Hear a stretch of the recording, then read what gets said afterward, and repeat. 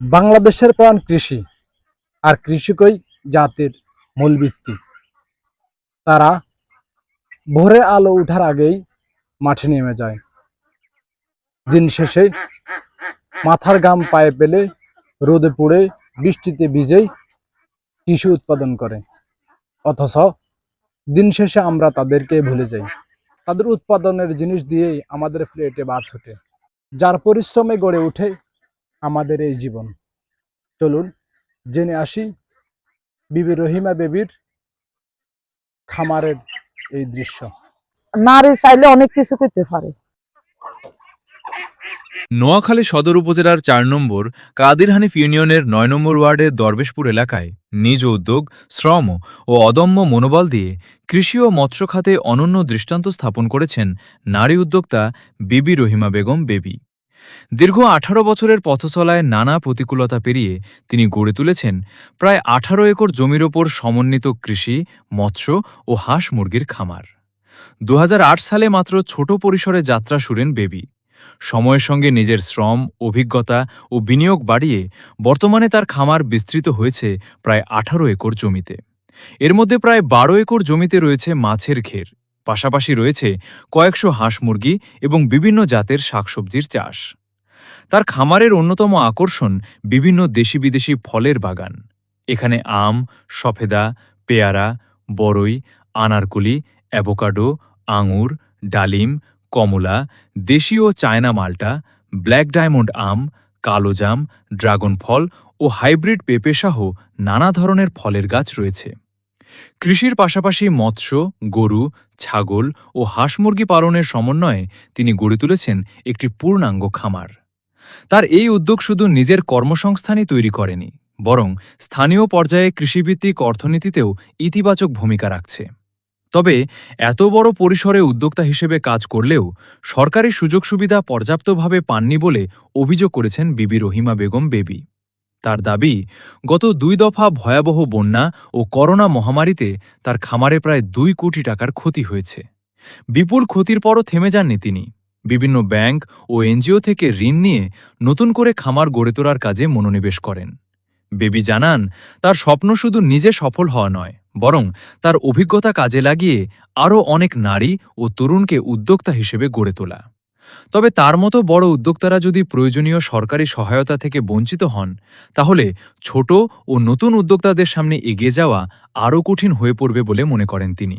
এ কারণে কৃষি ও মৎস্য খাতে তার মতো উদ্যোক্তাদের জন্য সহজ শর্তে ঋণ, কারিগরি সহায়তা, প্রশিক্ষণ ও সরকারি প্রণোদনার ব্যবস্থা করার দাবি জানিয়েছেন তিনি। দীর্ঘ ১৮ বছরের সংগ্রাম, পরিশ্রম ও আত্মনির্ভরতার মাধ্যমে বিবি রহিমা বেগম বেবি দেখিয়েছেন, প্রতিবন্ধকতা যত বড়ই হোক, দৃঢ় ইচ্ছাশক্তি ও নিরলস পরিশ্রম থাকলে সফলতা অর্জন সম্ভব। তার এই উদ্যোগ নোয়াখালীর নারী উদ্যোক্তাদের জন্য হতে পারে অনুপ্রেরণার এক উজ্জ্বল দৃষ্টান্ত। আমার এখানে বাউকুল, আপেল কুল, এই দেশি এবং সুন্দরী, কুলের ভিতরে সুন্দরী সব জাতের আছে। সুন্দরী এগুলাই, সুন্দরীর ফুল আসতেছে। হ্যাঁ, সুন্দরী বড়, এটা বড় বড় আপেলের সমান, আপেলের রং। আর যেমন ফেয়ারা ভিতরে কাজি ফেয়ারা, ওই লাল ফেয়ারা একটা, ওই ফেয়ারা মানে সব ফেয়ারা আছে একবারে। এমন আমি কয়টার নাম বলুম, কোনো ফল বাকি নেই, সব ফল আছে। ঔষধি গাছ আছে, ঔষধি গাছ আছে, বাংলা কলা, সবজি কলা, সাগর কলা, চিনি পাতা কলা, এটাও আছে। রুই, কাতল,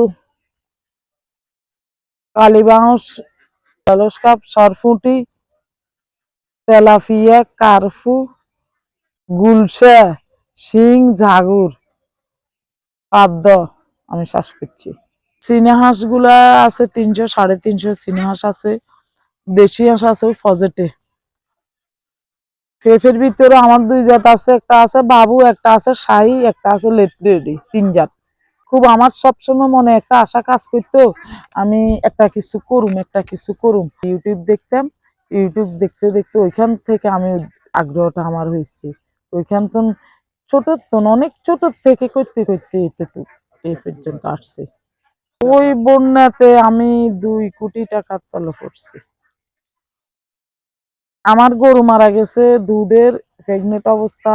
একটা গরু কিনেছিল 3.5 লাখ, 3,75,000 বা 2,80,000 এভাবে গরু 3টা গরু মারা গেছে। পরে মারা গেছে বন্যা রুখতে, 3টা মারা গেছে, বন্যার পরও মারা গেছে 4টে।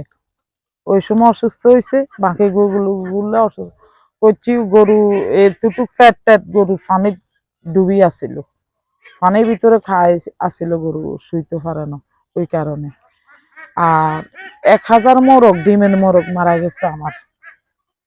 1,000 ডিমের মোরগ মারা গেছে। ডিম হবে দেয়ার রানিং 1,000 ভিতরে 70-80 গিয়ে ডিম দিত, 60 গিয়ে এভাবে হবে চালু হয়েছে। ওই আঁশ মোরগ একসাথে উড়ানো আঁশেরও এইভাবে চালু হয়েছে। হাঁসগুলো আমার বন্যাতে বাসি গেছে, ছাড়ে দিছি, গর্জন ডুবি গেছে, বুকমান গরজন এতটুকু পানি হয়ে গেছে। তো আঁশের তো আদার দিতে পারি না, কোনো জায়গা দেওয়ার মতন কোনো জায়গা নাই আদার দেওয়ার মতন। তো ছাড়ে দিছি, কই একটু গা গোসল দুই আইলে ঢুকে এলাম পানির ভিতরে, আবার আটকাই দেবো, দরজা আটকাই দেবো। ছাড়ে দিছি আর লগে আমার নোয়াখালী খাল, ওই খালে বাসি গেছে। পুরুষের দিকে তাকায় থাকা কোনো দরকার নাই, নারী চাইলে অনেক কিছু করতে পারে। তারাও তাদেরও বাড়ি বাড়ি ভাবে বা 2-4টা করে ফালক ফাইলতে ফাইলতে দেখতে দেখতে ওনাদের সাবাস আসবো।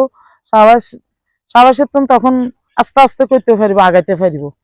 আঁশ ফালক, মোরগ ফালক, 2টা পেঁপে গাছ লাগাক বা একটা ফল গাছ লাগাক, যে কোনো জিনিস করতে করতে সাহস করতে করতে একটা নলেজ হইব।